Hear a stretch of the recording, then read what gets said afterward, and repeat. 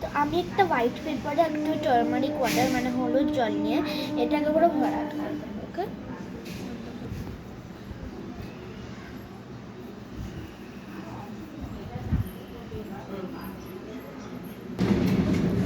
তো আমাদের এটা হয়ে গেল। এবার হলুদটা কি হয়ে গেল, তো এবার আমরা এটাকে একটু শুকাতে দেবো, ড্রাই হতে দেবো।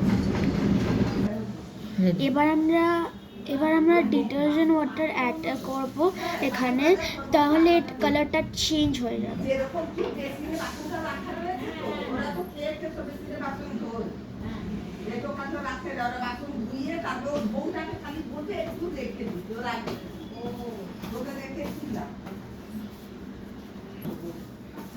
দেখুন কি সুন্দর রেড কালার হলো এটা।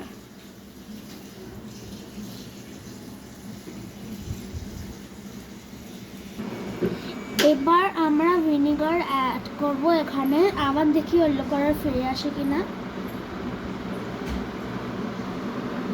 ওয়াও, এটা ইয়েলো কালারে ফিরে আসলো।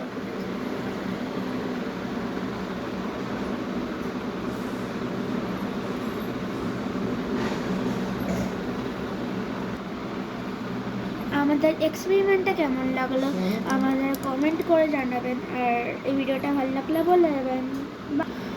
সবাই বাড়িতে এটা একবার ট্রাই করে দেখবেন, মানে এই ফিজিক্স এক্সপেরিমেন্ট ট্রাই করে দেখবেন, খুব মজার এটা।